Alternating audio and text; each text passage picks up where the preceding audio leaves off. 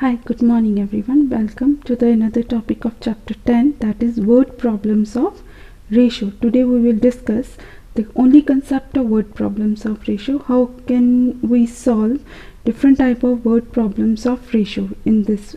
So in this regard, I have first question. Two numbers are in the ratio 5:7. Find the sum of numbers is 108. Find the numbers. अगर आपके पास दो number हैं, उनकी ratio 5:7 है. 5:7 is not the exact quantity. Okay, so only ratios, that is lowest form of number is given to you. So if अगर आप दोनों numbers को टोटल करते हो तो टोटल आपका 108 है. तो नंबर्स क्या होंगे? तो उस कंडीशन पे देखो, आपको रेशोज गिवन है 5:7. Sum of ratio 7 plus 5 plus 7 gives you 12. 5:7 का means total 108 rupees divided into 5 plus 7, 12 parts, and among 12 parts 5 parts is for first number and 7 part is of second number. So if you want to identify the number, first from the total parts, how many parts occupy to the first number? So out of 12, 5 parts occupied for the first number. So what you will write? 5 out of 12 of 108. It means 108 के जो 12 parts में थे, 12 parts में से 5 part first number है. That is 5/12 of 108. So when you solve, you get after calculation, that is 12 9s are 108. So that gives me 5 into 9 gives me 45. Now I identified my first number is 45. Now second number is out of 12, 7 part is occupied to the second number. So how you will write? 7/12 of 108. Then next 12 9s are 108, 7 9s are 63. If you just want to check, is 45 plus 63, is it total is 108? That means you have to divide 108 into two numbers. So according to the ratio, first number will be 45 and second number will be 63. If you check, 45 plus 63 gives you again 108. So that means among your two numbers, first number is 45 and second number is 63. Now your second question. What must be added to each term in the ratio 2:3 so that it may become equal to 415? Statement means, अगर आपके पास एक ratio है 2:3, तो एक numerator में है, एक denominator में है, एक एंटीसीडेंट है, एक कॉन्सिक्वेंट है. तो 2:3 के एंटीसीडेंट और कॉन्सिक्वेंट में आप क्या नंबर ऐसा ऐड करोगे कि आपकी जो न्यू रेशो बन जाए वो 4:5 बन जाए. That is the meaning of your statement. So let we consider my added number is x, कि मुझे 2:3 में एक एक्स नंबर ऐड करना है. Then 2 plus x ratio 3 plus x is equal to 4:5, or you can directly write in the fraction form 2/3, and if any term is added in the denominator, numerator should also be added, so that new ratio will be 4/5, that according to the statement. Then when you solve, you will get the value of x. Now here we go cross multiply. 5 multiply with this 2 plus x and 3 plus x multiply by 4. When single fraction in the left side and single fraction is available in the right side, you can cross multiply with each other. Then 5 into 2 10, 5x, 5x, 4 into 3 12 and 4x. Now 4x shifted to another side in transportation method. Sign will be changed. When 4x shifted from right to left side, sign will be changed. 5x minus 4x, and 10 shift to the right side, sign again will be changed, positive to negative. 12 minus 10. Now after calculation, I get the x value is equal to 2. That means if I add 2:3 each in antecedent and consequent or numerator and denominator, 2 will be added. My new ratio will be 4/5. Next is third question. A school has 700 students. If ratio of girls to boys is 3:7, how many more boys are there in school? Actually, what is the meaning of this question is, in a school there are total 700 students are there, and girls to boy means girls in numerator and boys in denominator. Ratio of girls to boy is 3:7. That means अगर girls के 3 part हैं तो boys के कितने होंगे? 7 part. Okay, सो यहाँ पे आपने पहले तो आइडेंटिफाई करना है कि नंबर ऑफ गर्ल्स कितनी थी, नंबर ऑफ बॉयज़ कितने थे. पहले तो 700 को 2 पार्ट्स में डिवाइड कर देना है कि नंबर ऑफ गर्ल्स कितनी थी, नंबर ऑफ बॉयज़ कितने थे. फिर आपने निकालना है कि गर्ल्स के मुकाबले बॉयज़ कितने ज़्यादा हैं, डिफरेंस क्या है बॉयज़ और गर्ल्स का, ये आपने डिफाइन करना है. तो ये वाले क्वेश्चन को हम 2 तरह से कर सकते हैं. एक मेथड ये है कि अगर नंबर ऑफ बॉयज़ को हम एक्स कंसिडर कर लें तो नंबर ऑफ गर्ल्स 700 में से अगर एक्स रिमूव होगा तो 700 माइनस एक्स आ जाएगा. तो अकॉर्डिंग टू स्टेटमेंट ये कि गर्ल्स टू बॉयज़ का मतलब गर्ल्स न्यूमरेटर और बॉयज़ डिनोमिनेटर. अगर गर्ल्स टू बॉय की रेशो आपके पास गिवन है 3:7, अगर मैं अकॉर्डिंग टू द स्टेटमेंट इसको 700 माइनस एक्स रेशो एक्स 3:4 और 700 minus x upon x is equal to 3/7. Now if I cross multiply with each other, 700 minus x multiply by 7 and x multiply by 3. So 7 multiply 700 minus x give me 4900 minus 7x and 3x. By solving I get the value of x. X is equal to 490. 490 means we consider as x number of boys. तो number of boys आए आपके पास 490 boys आ गए. तो girls थे आपके पास 700 minus x. 700 में से 490 minus किया तो 210 आपकी गर्ल्स आ गई. उसके बाद आपने डिफरेंस लेना, 490 minus 200 that is 280. That means girls के मुकाबले बॉयज़ की क्वांटिटी 280 बॉयज़ ज़्यादा हैं.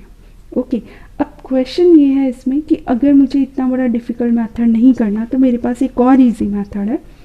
मैंने पहले देखो 3 पार्ट मतलब गर्ल्स है, 7 पार्ट कितना बॉयज़. तो पहले आपको ये आइडेंटिफाई करना है कि 700 को टोटल कितने पार्ट्स में डिवाइड किया गया. I will show you second method here. Okay, सबसे पहले तो आपने सम ऑफ रेशियो जैसे हमने ऊपर किया, sum of ratios that is 10. That means 700 को कितने पार्ट्स में डिवाइड किया गया? 10 पार्ट्स में. 10 में से 3 पार्ट क्या है? गर्ल्स का. और 10 में से 7 पार्ट क्या है? आपका बॉयज़ का. तो अगर आप इसको फर्दर सॉल्व करोगे तो जैसे आपका यहाँ पे है टोटल पार्ट्स आपके 10 हैं. Sum of ratios is equal to 10. Okay, so that is 3 part girls का है. अब नंबर ऑफ गर्ल्स आपको निकालनी है तो 10 में से 3 पार्ट गर्ल्स का है of total student. Total student को जब 10 पार्ट्स में डिवाइड किया गया, 10 में से 3 पार्ट आपका गर्ल्स का है. तो अगर आप यहाँ से डायरेक्टली भी निकालोगे तब भी आपका 210 ही आएगा. इसी तरह से बॉयज़ का अगर आप निकालोगे 7 पार्ट है फ्रॉम 10 पार्ट. 10 पार्ट में 7 पार्ट बॉयज़ का है. किसके किए थे? 700 के. तो यहाँ पे आ जाएगा 490. देखो मेरी वैल्यू सेम आई. 490 बॉयज़ है, 210 आपकी गर्ल्स हैं. तो 210 ही हमने यहाँ पे निकाला था. इतनी बड़ी बिगर कैलकुलेशन करने के बजाय we can go with the shortcut method. So answer will be same and there will be no deduction in the marks also. 490 minus 210 is equal to 280. Next है आपका fourth question. The ratio of number of people in a colony A to the number of people in colony B is 3:2. 2 different colonies हैं. एक colony का नाम A है और एक colony का नाम B है. दोनों में अगर लोगों की रेशियो निकाली जाए तो 3:2 आ रही. मतलब ए कॉलोनी की पार्ट 3 है और बी कॉलोनी के पार्ट 2 हैं. If colony A had 30 people, मान लो कॉलोनी ए के 30 लोग हैं. एट फर्स्ट सबसे पहले जब वेरी बिगनिंग जब काउंटिंग की थी तो उसमें 30 लोग थे. How many people must be transferred. अब कितने पीपल कॉलोनी बी में ट्रांसफर्ड होंगे from A to colony B. So that ratio will become 3:7. इसमें आपको ये निकालना है कि पहले कितने लोग ट्रांसफ़र होंगे एक कॉलोनी ए से कॉलोनी बी में, ताकि जो मेरी न्यू रेशियो बन जाए 3:7. So that is a basic part of your statement. Okay, सबसे पहले तो आपने आइडेंटिफाई करना है कि एक्चुअल में अगर 3:2 थी तो उसके अकॉर्डिंग टू आपके कॉलोनी ए में कितने लोग थे, वैसे ए कॉलोनी के तो लोग आपको दिए हुए हैं 30, बी कॉलोनी के लोग निकालने, फिर आप रेशो में चेक करोगे। नेक्स्ट है number of peoples in colony A. So we consider let we consider number of people in colony A is 3x, number of people in colony B is equal to 2x, then total number of people transferred। अब कितने लोग transfer हुए, हमने consider कर लिया कि ए से B में हमें क्वांटिटी नहीं पता कि हमने कितने लोग ट्रांसफ़र करने हैं, तो अगर ए में उन्हीं लोगों की डिडक्शन होगी तो बी कॉलोनी में उनकी एडिशन हो जाएगी सेम, और वो कि इधर उधर नहीं भागेंगे, ए और बी कॉलोनी से ही जाएंगे। ओके, तो उस कंडीशन में हम जितने ट्रांसफ़र किए मेरे पास क्वांटिटी नहीं है तो उसको हम वाई कंसिडर कर लेते हैं। नेक्स्ट है ऑलरेडी मुझे गिवन है कि कॉलोनी ए में 30 पीपल हैं, but according to the ratio वो 3x बनता था, तो 3x इज इक्वल टू 30 आ गया। यहाँ से मेरी x की वैल्यू निकली 10, कि जो कॉमन दोनों में वैल्यूज़ हैं वो 10 है, तो उसके अकॉर्डिंग टू अगर मैं b कंसिडर किया था 2x, तो 2 × 10 20 people, that means A colony में 30 लोग हैं और बी कॉलोनी में कितने लोग हैं, 20 लोग हैं। अब अगर 30 में से मैं y लोग माइनस कर दूं और 20 में वो जाके ऐड हो जाएंगे। ओके, अगर मैंने 30 में से y लोग माइनस कर दिए तो वो किस में जाके ऐड हो जाएंगे, 20 जो बी कॉलोनी में, क्योंकि वहाँ से निकले वो बी कॉलोनी में चले गए। ओके, तो एक्चुअली मुझे निकालना था कि कितने लोग ट्रांसफ़र हुए, तो उसके लिए मैंने एक कॉमन वेरिएबल लिया था y, कि y अगर 30 में से निकाले जा रहे हैं तो y जाके बी कॉलोनी में जो ऑलरेडी 20 लोग हैं उसमें जाके ऐड हो जाएंगे। तो अब इसकी जो न्यू रेशो बनती है कि ए कॉलोनी से जितने निकले और बी कॉलोनी में जाके ऐड हुए, तो वो आपके क्वेश्चन में लिखा है कि उनकी न्यू रेशो है 3:7। अब आपने क्रॉस मल्टीप्लाई करना और y की वैल्यू आइडेंटिफाई करनी है। 7 multiplied by 30 minus y and 3 multiplied by 20 plus y. So that is 210 minus 7y and 60 plus 3y. After calculating, I get the y value 15. That means in colony A, 15 people will transfer from colony A to colony B. Your next is the ratio of girls to boys in a class is 4:5.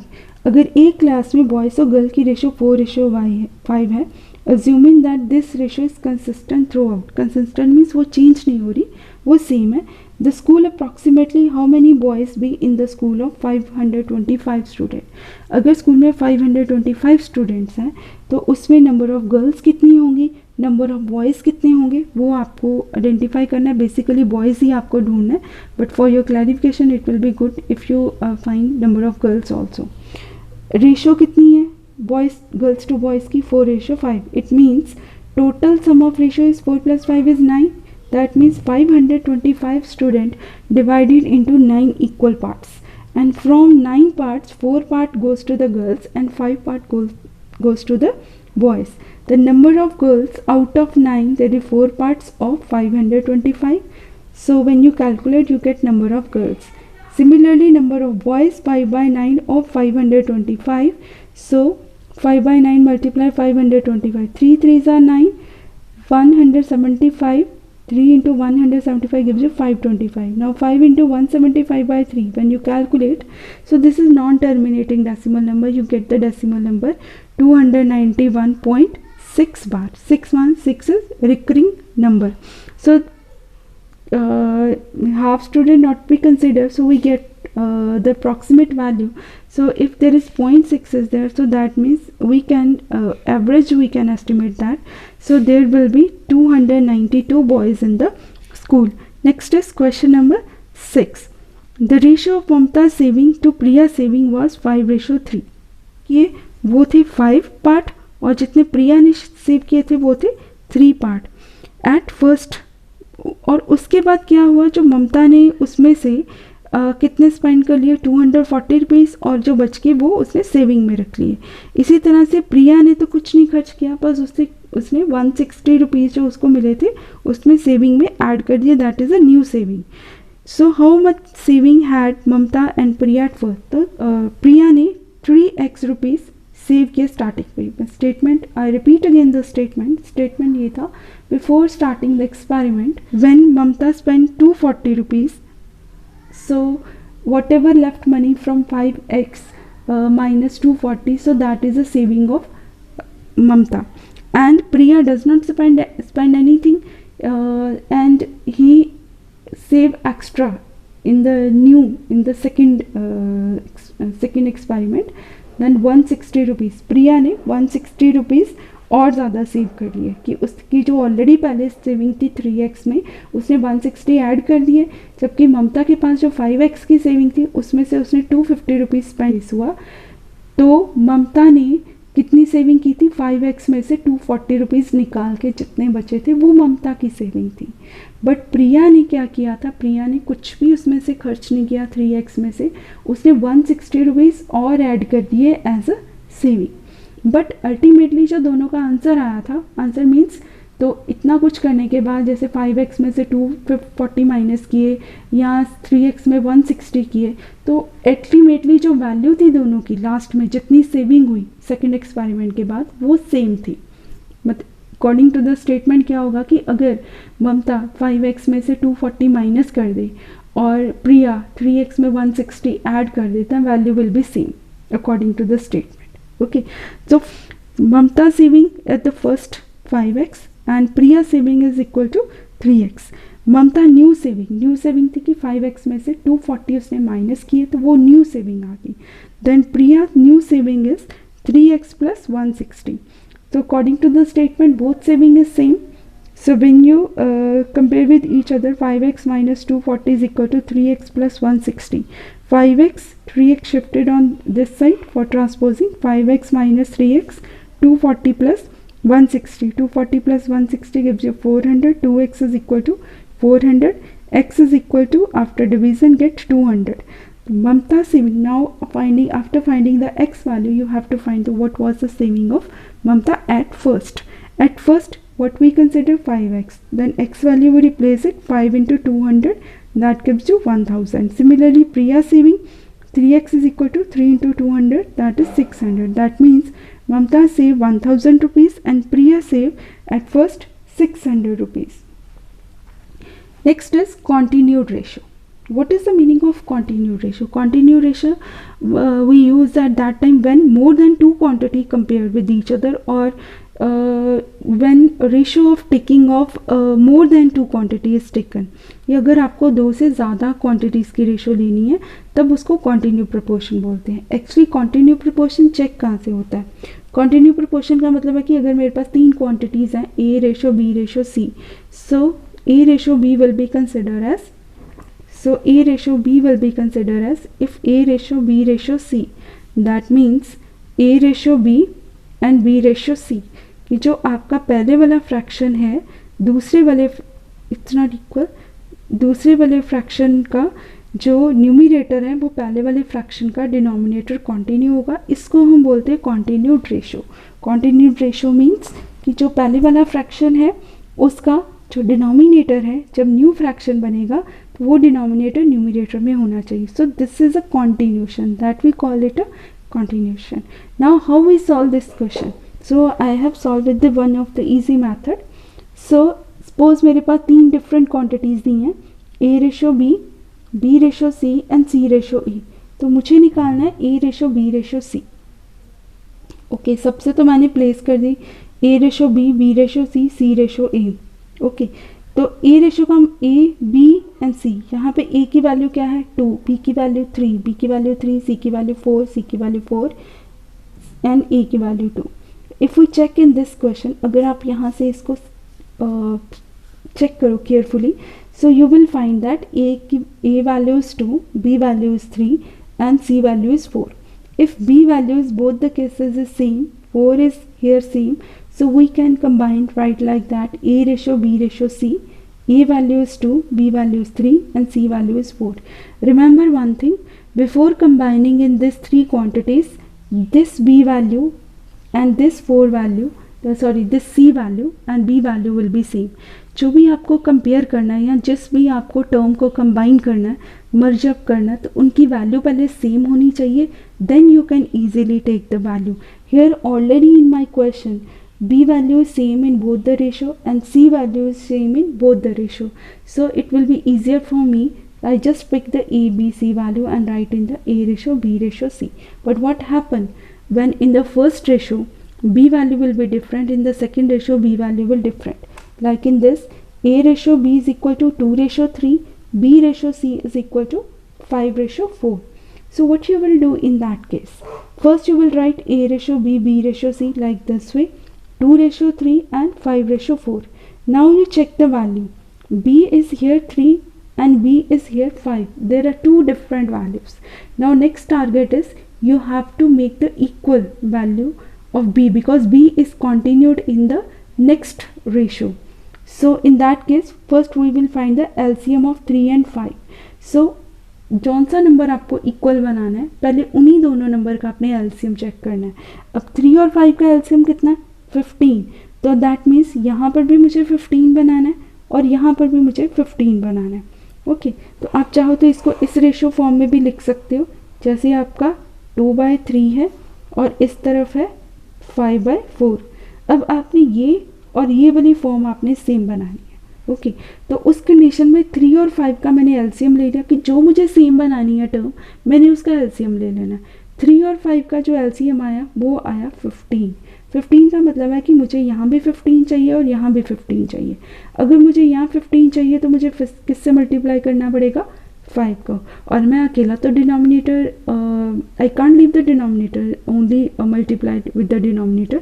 We also multiply same term with the numerator to balance the fraction. जो आपका equivalent fraction होता है, जिस term से आप numerator या denominator को multiply करते हो, तो उसी टर्म को उसके साथ वाले न्यूमरेटर डिनोमिनेटर से भी मल्टीप्लाई करना है. अब यहाँ पे अगर मुझे 15 बनाना है तो इसको मुझे 3 से मल्टीप्लाई करना पड़ेगा, इसको भी 3 से मल्टीप्लाई करना पड़ेगा. अब ये आ गया 10/15 और ये आ गया 15/12. अब इक्विवेलेंट फ्रैक्शन नहीं है, यहाँ पे हम इक्विवेलेंट फ्रैक्शन नहीं बनाएंगे, हमने सिर्फ ये जो कॉन्टिन्यूड वैल्यू है इसको सेम बनाना है. इसको सेम बनाने के लिए हमें एलसीएम लेना पड़ेगा. जैसे यहाँ पे तो मैंने रेशियो फॉर्म में ही लिख दिया कि अगर मुझे यहाँ 15 चाहिए तो इसको 5 से मल्टीप्लाई करना पड़ेगा. अगर मैं रेशियो के बाद वाली टर्म को 5 से करूँगी तो रेशियो से पहले वाली टर्म को भी मुझे 5 से मल्टीप्लाई करना पड़ेगा. So that gives me 10/15.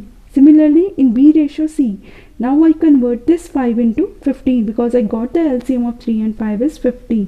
So I also want to convert this 5 into 15. So I multiply this 5 into 3, and similarly other part of the ratio will be also multiply with the same number, that is 3. So that gives me 15/12. Only difference is that when you are going to make the equivalent fraction, you write in the fraction form. Here you are writing in the ratio form. Fraction is written in the ratio form, but work is same. अगर ratio के left या right या एक antecedent या consequent को किसी भी number से आप मल्टीप्लाई या डिवाइड करते हो तो उसके ऑपोजिट जो एंटीसीडेंट कॉन्सिक्वेंट होगा उसको भी आपको डिवाइड और मल्टीप्लाई करना पड़ेगा टू बैलेंस द रेशो और same as to balance the fraction. Now B and B value in both the cases is same. Now if the values is same, we can directly write A ratio B ratio C as 10/15/12. So that is my required answer. But if ratio is not given to you, question is given to like that: if 2A is equal to 6B, 9B is equal to 7C, find A ratio B ratio C. तो in that case सबसे पहले आपको ratio generate करनी पड़ेगी, A ratio B और B ratio C. तो उसके लिए जैसे आपने 2A is equal to 6B लिया, cross multiply this, B goes on this side and 2 goes on this side. So that is 3/1. That means A ratio B की ratio आ गई 3/1. Similarly 9B is equal to 7C, cross multiply किया क्योंकि मुझे B ratio C चाहिए. तो C moves on left side downward and 9 moves on right side downward. So B ratio C gives me 7/9. Now we check A ratio B and B ratio C.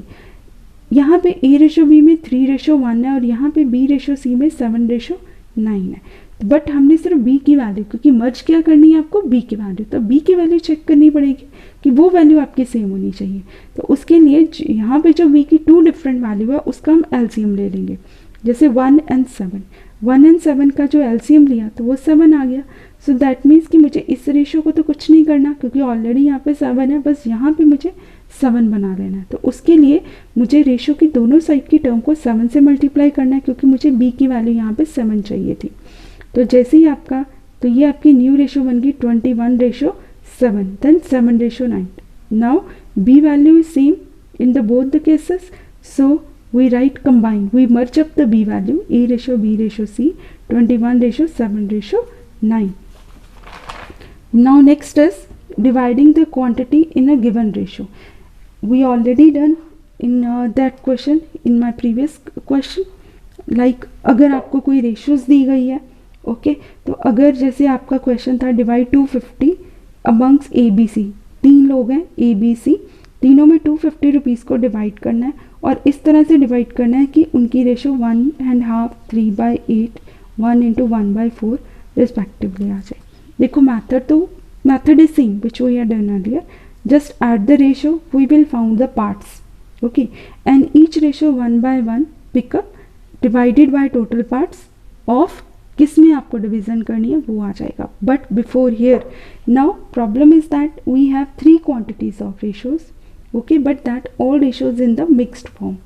First convert into the improper fraction, like 1.5 give me 3/2, 3/8 as it is, then 5/4.